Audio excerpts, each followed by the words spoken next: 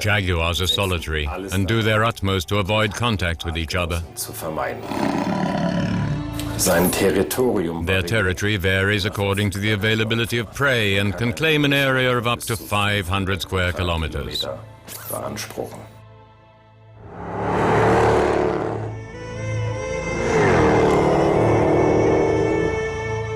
Like all cats, they can see excellently even in the dark, thanks to the light-reflecting film on their retina. They have the most powerful bite of all wild cats and kill their prey with canines that simply crack the skull of their victims. In other words, the new Jaguar XKR can accelerate from 80 to 120 kilometers per hour in 1.9 seconds. An Audi RS6 took a whole 2.8 seconds. Ouch.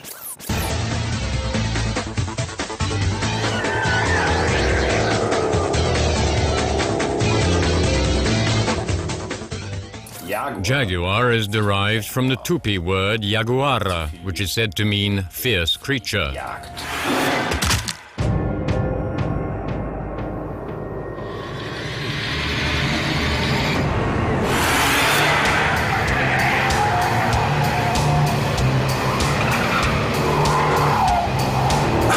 hinten Nebelwarnung. Leck mich an den Füßen.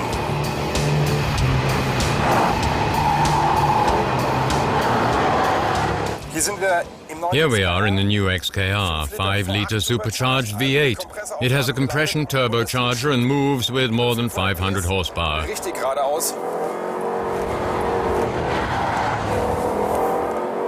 Boah, hier wird er leicht auf der Kuppe. Da ist mal richtig Arbeit angesagt. Real work is expected. We're not talking turned-up polo shirt collars, we're talking pearls of sweat. Boy, oh boy, oh boy. But a lot of fun to drive, and when do you really get the opportunity to drift properly in a Jaguar on a racetrack?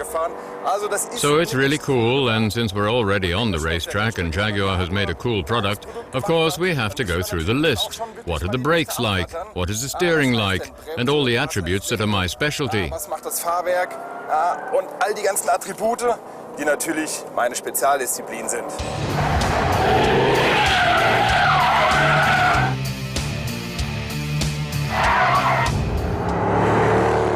Oh, gucken wir mal. So, let's have a look. Suspension when cornering, amazing. Normally I'd have expected real understeer here. We're already driving in racing mode, so everything is turned off. There's only oversteer when you come out of a turn. Drifted around corner here in 4th gear. Not bad. It lets you position it and control it very well. The car is actually very easy to drive, and it's smoking at the back again. I think the tires will have had it after 20 laps. Ich glaube, der Reifenplatz, der ist hier nach 20 Runden Schall und Rauch.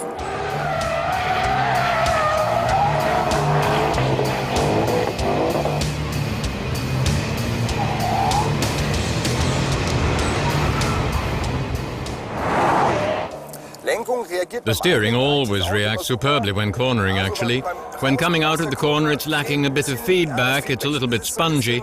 But like I said, here's the thing. We're driving a Jaguar on a racetrack, and with a relatively big grin.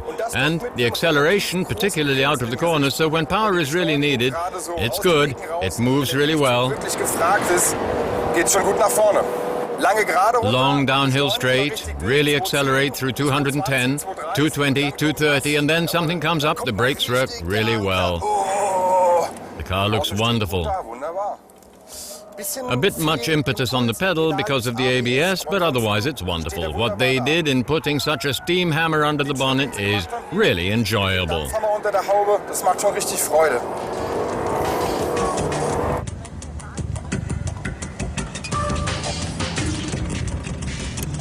For the 2010 model, Jaguar has allowed the sporty DNA of the XKR to evolve in many details. New twin tail lights and amply sized exhaust pipe make the rear of the car expressive.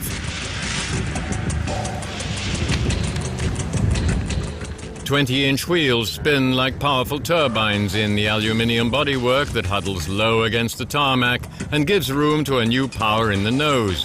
It has 510 horsepower, 625 newton-meters of torque, but 12.3 litres consumption, making it the only 5-litre V8 with emissions significantly less than 300 grams of CO2. An XKR captivates with its cool understatement. The new interior with drive selector and modified sports seats conveys this feeling. The back seat isn't very well designed for families, though.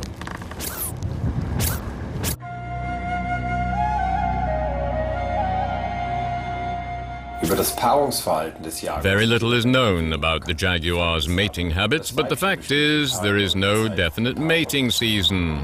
The female selects both the mate and the mating time. Und wo sitzen die Kinder? And where do the kids sit? In the back seat. Yes!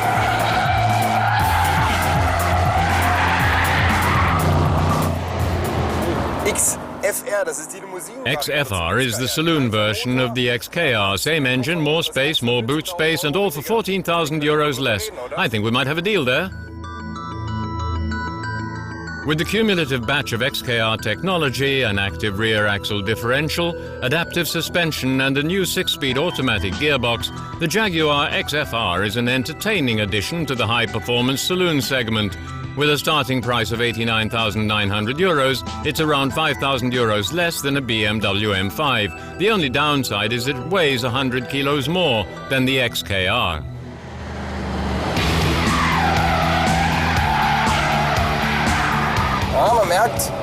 Oh, you can tell in comparison that it's just a bit heavier at the front. The car understeers more when turning in. The design is certainly not so sporty overall, and particularly concerning the suspension. But for that, you can take your mother-in-law for a sideways drift. The engine in the XFR, it has to be said, is a real powerhouse for a saloon. It's so powerful that it's easily smashed the speed record set by Martin Brundle in a Jaguar XJ220 in 1992. If you don't believe me, take a look. Glaubt mir nicht? Dann schaut's euch an.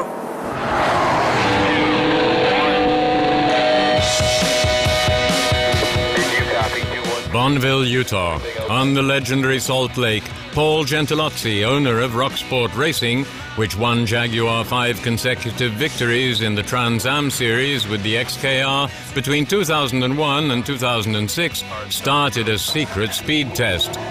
The goal, to break Martin Brundle's land speed record of 349.4 kilometers per hour in an aerodynamic and lightly technologically modified XFR.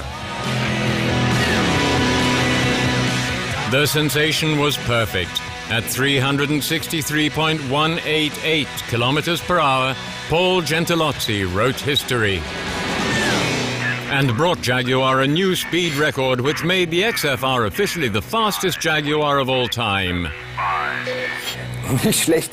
Not bad to have the Bonneville record in the XFR and be able to drive the kids around properly, but the same engine is also in the XKR.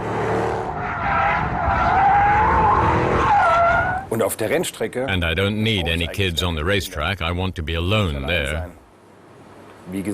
Like I said, Jaguars are solitary and do their utmost to avoid each other.